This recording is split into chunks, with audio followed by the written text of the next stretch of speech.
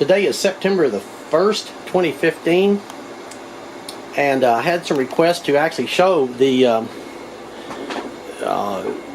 test results of running a 20 to 20 kilohertz scan on these 6B4G tubes. This is probably the last video I make of these. I don't want to drive this thing into the ground, but these are the Jan tubes, ones I've already made 2 videos of. Here are the vintage ones. These are directly heated filament tubes made back whenever, I don't know. And these are a replacement with an indirectly heated cathode. Well, you can see pretty quick what the problem is right here. These two right here are coming from this audio analyzer up here, and you can see that THD right now is about 0.8%. It's not horrible, but that's not too good, is it? This is some 60 hertz signal coming from the filament. You know, if you have a 60 hertz problem, there's a very good chance it's a filament problem. Because if it's a power supply problem, most all power supplies are full wave, so they're 120 hertz ripple. But anyway, this amplifier at this moment is set up for these vintage directly heated cathode tubes by having the center tap grounded. There's a 25. This is a 25 ohm pot that's across the filament winding here, and it's set to the middle and balances these guys right here, and I'll show you how that works too. But when you plug these in with the indirectly heated cathodes, this is what you get, and you can see that that's not good. This is just a pass-through signal pretty much from what you're looking at, and this is the error signal. This is what remains after the fundamental has been nulled by the audio analyzer. Okay, now what I'm going to do is from one extreme to the other, I'll turn it to the left all the way, and then I'll turn it to the right. We'll watch it so I'm not moving back and forth with the camera so much, and you'll see what happens when I turn this thing all the way to the left. See? Went away. Now if we ground the other side of the filament, which means I have to move it all the way to the other side. Damn telephones. See, it gets even worse, doesn't it?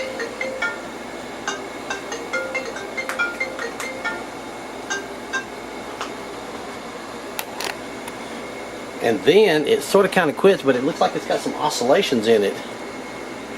And look at our THD. It's 1.6%. All this is at 8 watts. This is actually voltage, but I've got it set for 8 volts across 8 ohms, which gives us 8 watts. I can't read power on this one if I'm using it. But when I've got the wrong side of the filament grounded, you can see some very strange little blurbs in there. I don't know. Here's what it looks like on an oscilloscope. It's a little jittery. Let's turn it down so it's not so bright. It overwhelms the camera easily. Yeah, you can see a lot of 60 hertz jitter right up there on the top of the signal. This does weird things. There's the error output, and that's with it grounded over to the right side. And if I flip this thing all the way around to the left side, we get this.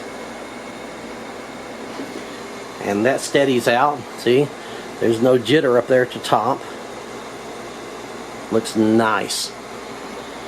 That's our error output.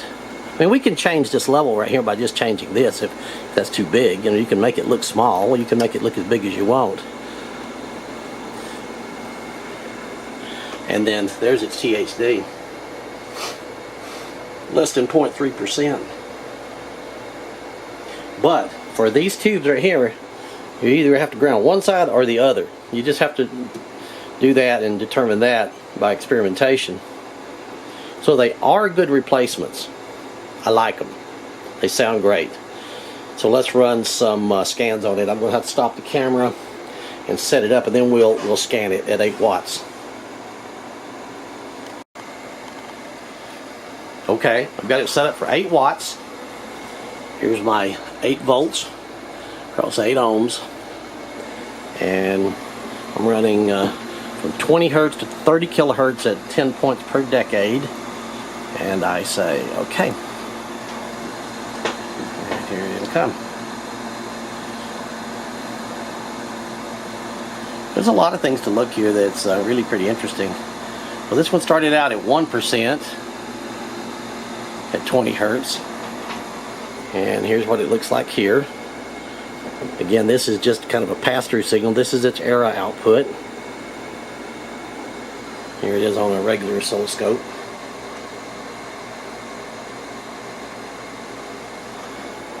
Here's its frequency.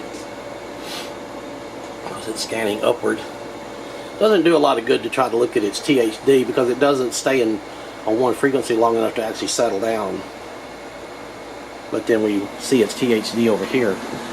And this particular scan, it looks like it started out at about 1% at 20 hertz. It quickly dropped to a 0.5% here at 30 hertz.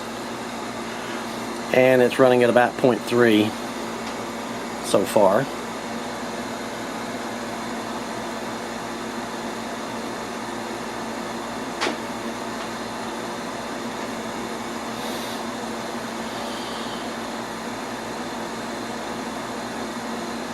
My line voltage is actually really quite low. It's actually about 112 volts, and that does make a difference.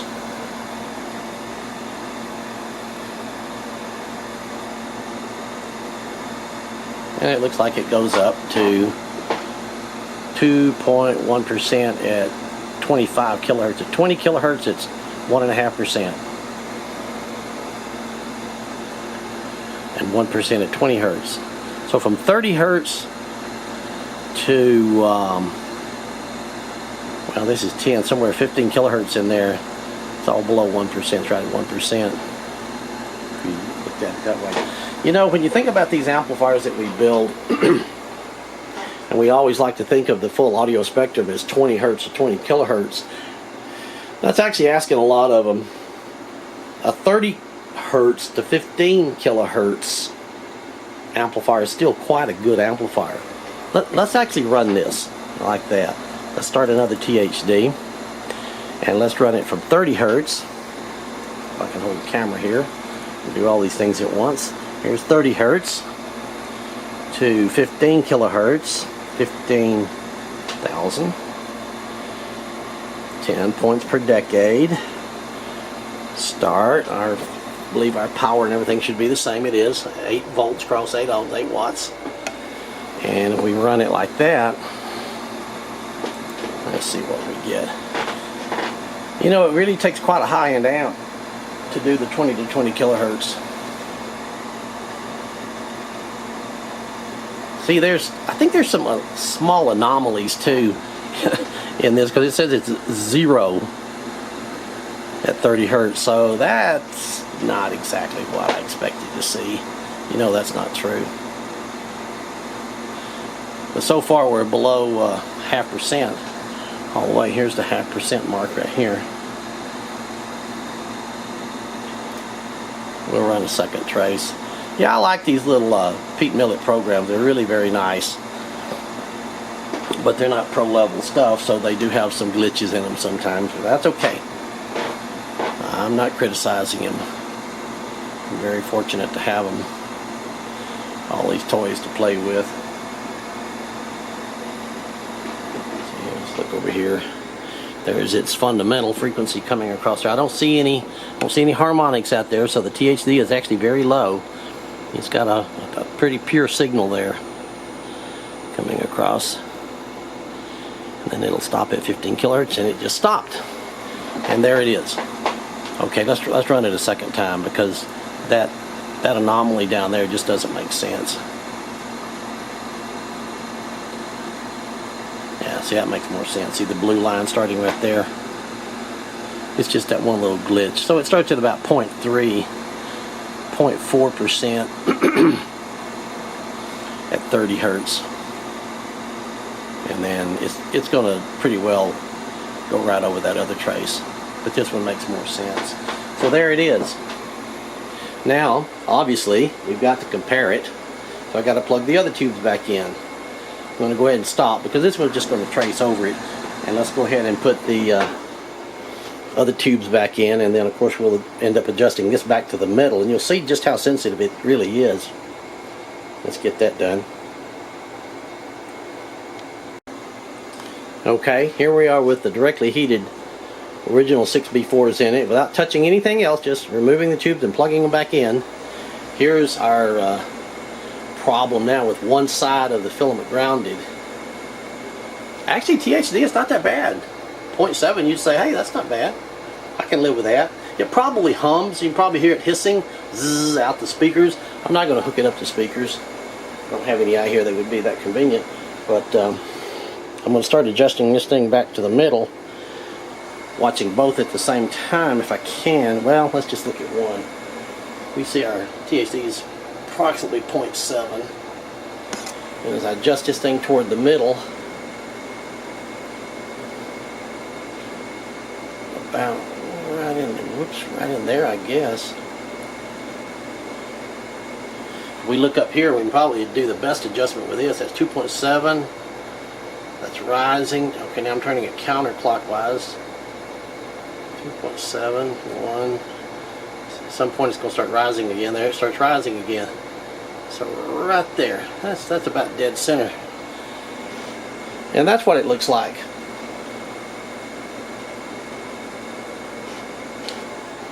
And there's the pot in the center. So you do have to do this when you change these tubes. Okay, let's run a scan on it. Okay, got it set up again for 8 watts. Kilohertz, that's where it just starts out. So that's your set point. 0.25%. Okay, reference level, okay. Let's see if these do slightly better. Still running the full scan from 20 hertz to 30 kilohertz at 10 points per decade. Look at that, I started at 0 again. That's pretty hokey, isn't it? It does stupid things like that. So we'll run it a second time just to catch that bottom end again. It looks like it's doing pretty good. And even while it's running, we can go back and look at the other ones. Let's see, here's the one that's running. There's the one before. That's the 30. Let's see, there's the one we're comparing it to right there. Wish that was not in the way. That's the one we're comparing it to. 1% at 20 and 2% and 1.5% at 20 kilohertz.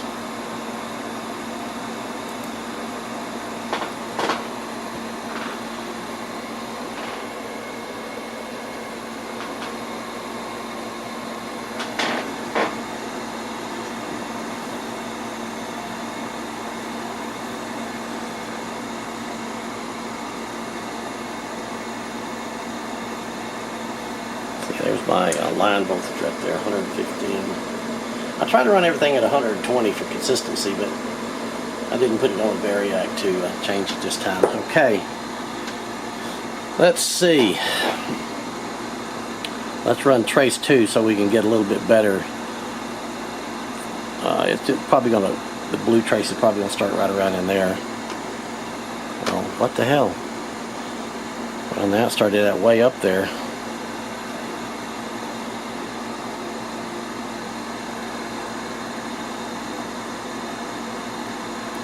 Well, that's kind of interesting, isn't it? Okay, well anyway, let's keep from making this so long. This is the original 6B4s at 20 to 30 kilohertz. And this is the new ones, 20 to 30 kilohertz. From 20 to 20, it's 1% and 1.5%. And this one is about 1% also. And the 20 kilohertz right here is 2%. So it's actually a little higher. Now that's consistent with other results I've got. The replacement jan tubes actually perform slightly better. Ever so slightly better. Not probably anything you'll hear, but a little better from the 20 to 20. Right here at the high end, and there's where I see most of the difference. I have to go back and forth several times to Let's go back again. Let's look at it once more. There's, yeah, see, there's the new Jans. 1% and 1.5%. And this is, well, let's start a third trace just to make sure that we get this down here. 1% to 2%. So now we're starting with a pink trace. Yeah, it's starting out just a little, actually a little bit above 1%. Got some of that glitchiness around here that I experienced on some of the other tubes. These are the directly heated ones.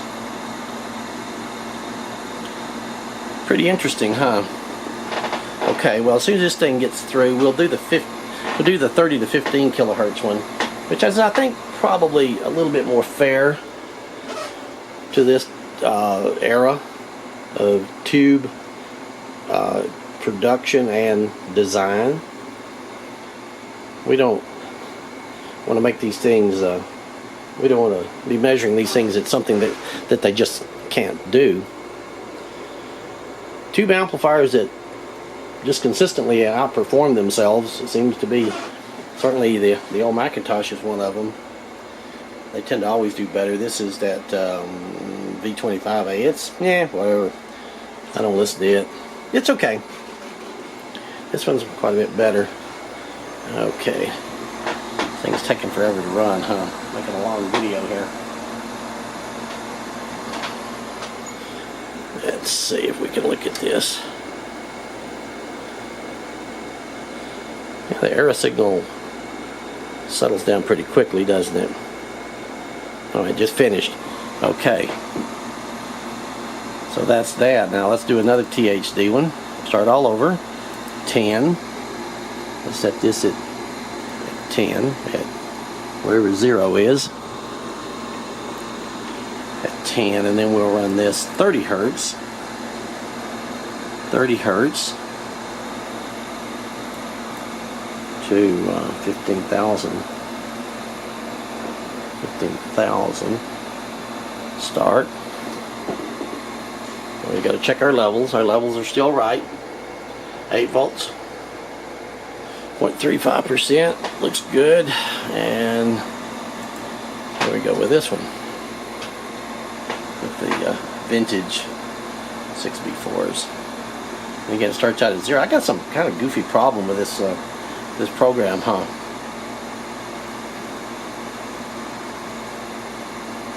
Not sure why that is. I haven't had these kind of problems before with it starting out down here at 0. That doesn't make sense. Maybe I need to reboot.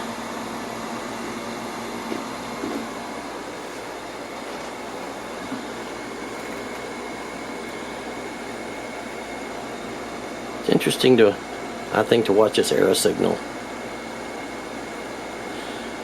It looks like to me that that's always got a little bit of 60 hertz jitter or something in there when it settles down long enough for the oscilloscope to display it. Let's amplify that a little bit, bring it down.